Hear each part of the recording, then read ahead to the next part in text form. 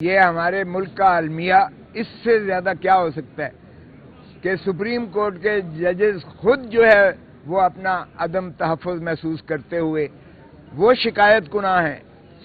Supreme court کے ادارے سے سپریم کورٹ کے جج خود شکایت کناں ہیں. اس سے زیادہ المیہ کیا ہو سکتا ہے ہمارے عدالتی نظام کے انحطاط کا. تو میں سمجھتا ہوں کہ چیف جسٹس قاضی فائز عیسیٰ صاحب کو یہ سوچنا چاہیے. ان کے لیے ایک لمحہ فکریہ ہے بہت بڑا کہ کیا وہ اپنے ادارے کو اس طرح سے محفوظ کر پائیں گے کہ لوگوں کا اعتماد اس سے نہ اٹھے. حکم بدہن اگر لوگوں کا اعتماد نظام عدل سے اٹھ جاتا ہے تو پھر ایک ایسا فساد ہوگا ملک میں، افراتفری ہوگی، اور پھر لوگ انصاف خود اپنے ہاتھ میں لے لیں گے. اور اس سے آپ کو پتہ ہے کہ سوسائٹی کا شیرازہ بکھر جاتا ہے. دھرتی ماں کو بچائیے گا. دھرتی ماں اس وقت خطرے میں ہے اور ہم نیروں کی بانسری بجا رہے ہیں. مجھے سمجھ نہیں آتی ہے کہ جو مظاہر علی اکبر نقوی صاحب چلاتے رہے، انہوں نے 50 درخواستیں دیں کہ خدا را یہ جو ہے انصاف کریں، اور ان کی ایک درخواست کا کوئی سنوائی نہیں کی گئی ہے. ہم نے درخواست استدعا کی کہ یہ آج تک نہیں ہوا. جسٹس افتخار محمد چودھری کا کیس جو پریزیڈنشل ریفرنس تھا وہ 10 ججوں نے سنا. قاضی فائز عیسیٰ کا کیس خود 10 ججوں کی جو ہے بینچ بنی تھی، اور یہاں 3 جج صاحبان بٹھا دیے جب مظاہر علی اکبر نقوی نے کیا، اور 2 دن بحث ہوتی رہی. اور اسی چیز پر جو ہے ہم نے واضح کر دیا کہ 209 آرٹیکل میں 2 ہی طریقے ہیں جس میں جو ہے کمیشن وہ اختیار سماعت حاصل ہے اس کو، اور وہ ہے ایک پریزیڈنشل ریفرنس. اور ان تینوں کیسز میں جو میں نے عرض کیے، چاہے وہ افتخار محمد چودھری کا تھا، چاہے وہ جسٹس قاضی فائز عیسیٰ صاحب کا تھا، چاہے وہ جسٹس شوکت صدیقی کا تھا، ان میں صدارتی ریفرنس تھے آرٹیکل 209 میں جس پر کمیشن نے جو ہے وہ ایکشن لیا تھا. اور پھر 1 منٹ جی، اور پھر اس کے بعد یہ ہے کہ یہ جو ہے دوسری طریقہ یہ ہے کاگنیزنس لینے کا کہ آن اٹس اون سورس کسی کی درخواست پر، کمپلینٹس پر نہیں آج تک ہوا. اور دیکھیں اگر اس طرح سے ہمارا ایڈورسیریل سسٹم آف جسٹس ہے، ایک فریق کے حق میں فیصلہ ہوتا ہے، دوسرے فریق کے خلاف فیصلہ ہوتا ہے. اس کا مطلب ہے کل جس کے خلاف فیصلہ ہوگا، یہ ذہن میں رکھیں جو جج صاحبان اس وقت بیٹھے ہوئے ہیں جنہوں نے یہ کہہ رہے ہیں کہ مواخذہ کریں، ذہن میں رکھیں کہ کل کو ہر جج کے خلاف جو ایک فریق کے خلاف فیصلہ کرے گا اس کے خلاف درخواستیں آئیں گی. اور اگر اس طرح سے ہم درخواستوں پر جو ہے اگر 209 میں ججز کے خلاف کارروائیاں کرنی شروع کر دیں تو یہ نظام عدل منہدم ہو جائے گا. کوئی جج بھی اپنے آپ کو محفوظ نہیں تصور کرے گا. آرٹیکل 209 تھا ہی ججز کو محفوظ کرنے کے لیے تاکہ وہ بلا خوف و خطر انصاف کر سکیں.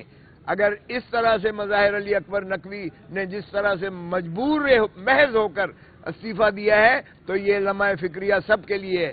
اور پھر اس کی تائید میں یا اس کی سپورٹ میں پھر جو اعجاز الاحسن نے کیا ہے، بہت بڑی بات ہے کہ اگلا چیف جسٹس تھا اعجاز الاحسن. اسی سال اکتوبر میں اس نے چیف جسٹس کا منصب جو ہے سنبھالنا تھا، اور اتنی لمبی اس کی جو ہے ججی کا میعاد جو ہے وہ ایک دم منہدم کر دی گئی ہے. اور وہ ایسا شریف النفس شخص جو اتنا قابل اور کمپیٹنٹ ہے، اس کے ذرا فیصلے پڑھیے گا، اور اس نے جس طرح سے اپنا آپ کو جوڈیشری میں اپنا ڈگنیٹی اور گریس کے ساتھ جس طرح سے اس نے نبھایا ہے یہ منصب جو نبھایا ہے، اس کی مثال میں سمجھتا ہوں نہیں ملتی ہے. اور یہ وہ لوگ ہیں جو اپنے اپنے فیلڈز میں ایکسل کرتے تھے. سپریم کورٹ یتیم ہوتی چلی جا رہی ہے. تو اس لیے اگر ہمارا نظام عدل اسی طرح عدم تحفظ کے شکار میں اور بھی جو ہے اس میں شکست و ریخت ہونے لگی تو پھر اللہ ہی حافظ ہے ہمارا. اور یہ سارا سیرا جو ہے یہ لندن پلان کا حصہ ہے. یہ ہمیشہ ذل سبحانی جو 4تھی مرتبہ تاج پوشی کے لیے پاکستان تشریف لائے ہیں، یہ انہی کی کارکردگی لندن پلان کا حصہ ہے. انہوں نے جب کیا ہے تو عدالت کو دو لخت کیا ہے. انہوں نے چمک کی ریت ڈالنا شروع کر دی تھی. انہوں نے عدالت پر حملے کیے. انہوں نے چیف جسٹس کو معزول کروایا جب ان کے خلاف کوئی کارروائی کرنے جاتا ہے. اور پھر آپ دیکھیں کہ کس طرح سے اعجاز الاحسن اور کس طرح سے ان ججز کو جنہوں نے ان کے خلاف فیصلے دیے تھے پاناما لیگ کے، ان کو کس طرح سے یہ یلغار کر کے ان کو ایک ایک کر کے جو ہے توڑنے کی کوشش کر رہے ہیں، تاکہ ان کا جو ہے راج ماشاءاللہ جو غیر جمہوری عمل ہے ان کی بادشاہت مسلط ہو سکے. تو پاکستان کے عوام 8 فروری کو آپ کو بتا دیں گے، جواب دے دیں گے. آپ نے تمام قیادت کو اندر کر دیا ہے پی ٹی آئی کی، لیکن آپ پھر بھی خائف ہیں. آپ بلے کے نشان سے خائف ہیں. آپ جیل میں ایک شخص جو ہے 804 نمبر قیدی سے خائف ہیں، اور آپ الیکشنز میں فیس نہیں کر سکتے ہیں. آپ کے امیدوار کسی حلقے میں جا کے کیمپین نہیں کر سکتے ہیں جو ان کی درگت بنتی ہے عوام کی نظر میں. نفرت اور غیظ و غضب جو ہے عوام کی، اس سے ڈریں. تو اس لیے میں سمجھتا ہوں کہ ان کو ہوش کے ناخن لینے چاہیے. دھرتی ماں اس وقت رو رہی ہے، دھرتی ماں میں سے خون رس رہا ہے. کیا ہم ماؤں کے ساتھ ایسا سلوک کرتے ہیں؟ خدا را ماں سے پیار کرنا سیکھو. دھرتی ماں تبھی ترقی کر سکتی ہے جب ہم اس کو ملک کو چلنے دیں، ہم اس جو ہے عدالتوں میں چھیڑخانی بند کر دیں، اور ہم جو ہے انصاف اور عدل کا بول بالا کریں.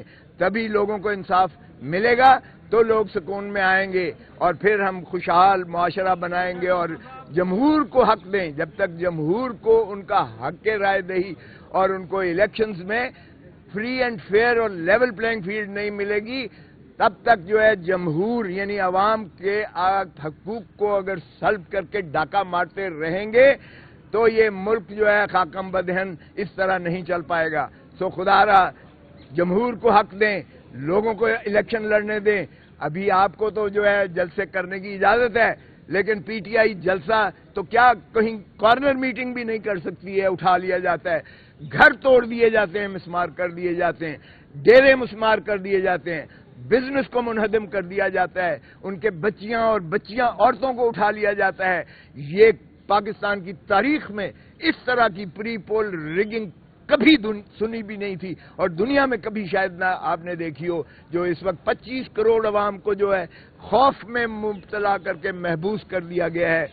پاکستان ایک آزاد ریاست ہے، اور پاکستان کے عوام کو عمران خان نے کہہ دیا کہ میں مر تو جاؤں گا لیکن پاکستان کے عوام کو حقیقی جمہوریت اور حق دے کے رہوں گا. اچھا یہ فرمائیے گا، آپ نے 2 استعفوں کو لندن پلان کے ساتھ منسوخ کیا ہے، تو یہ جو لندن پلان ہے یہ 2 استعفوں کی حد تک ہی محدود تھا یا مزید بھی آپ سمجھتے ہیں کہ متوقع ہے؟ لیول پلینگ فیلڈ جو مانگ رہے ہیں لندن پلان میں، اس میں اوروں کو بھی مجبور کر کے یا جو بھی کرنا مقصود ہو، یا حملہ کرنا ہے یا ان کے خلاف اسی طرح کی کوئی جھوٹی سچی درخواستیں دلانی ہے، ابھی وہ بھی کھیل تماشا جاری ہے.